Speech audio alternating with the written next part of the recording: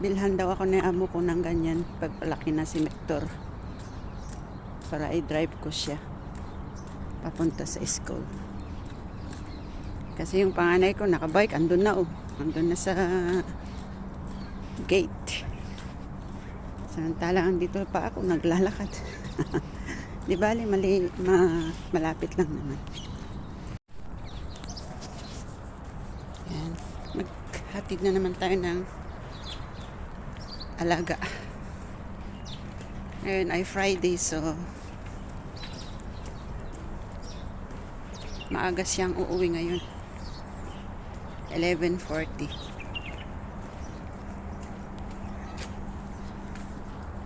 Pero hindi ako magluluto ngayon. Punta kami sa Subway every Friday. Doon kami kumakain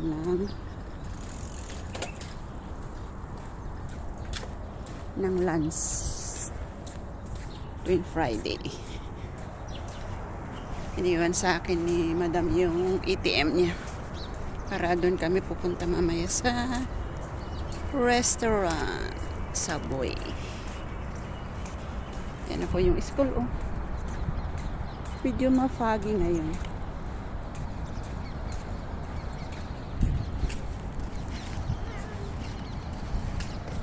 Ay!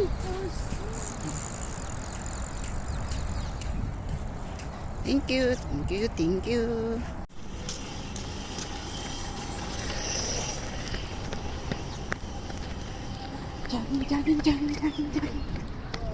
Jogging tayo. Kasi maginaw. Pauwi na ako, naghatid ng alaga ko. So, jogging. Kasi maginaw.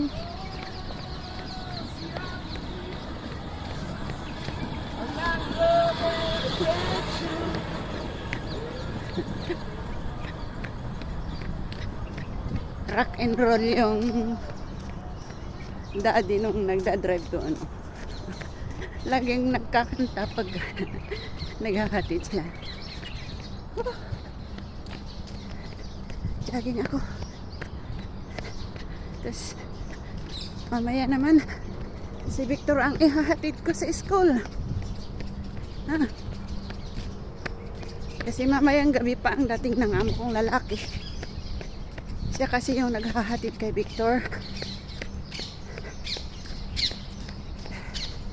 Wala siya ngayon. Kaya ako naghatid ng 1 week. Dito na ako sa bahay. Ayan. Yan yung car ng amo kong lalaki. Sana magkaroon din ako ng ganitong car. Pang ano ba? Para sa bundok. Di ba? Wish ko lang naman. Wish ko lang naman magkaroon ng ganyang car. Gisingin ko na si Victor para maaga kaming punta ng nursery. Ito na yung bahay. Dito na ako sa bahay. Yun yung pintuan. Yun yung mga tanim kong pichay. Namumulaklak na siya. Gagawin ko siyang binhi. Ang daming bunga ng lemon. Kita nyo yung mga lemon, ang dami. Namitas na nga ako nung isang araw. Ayan.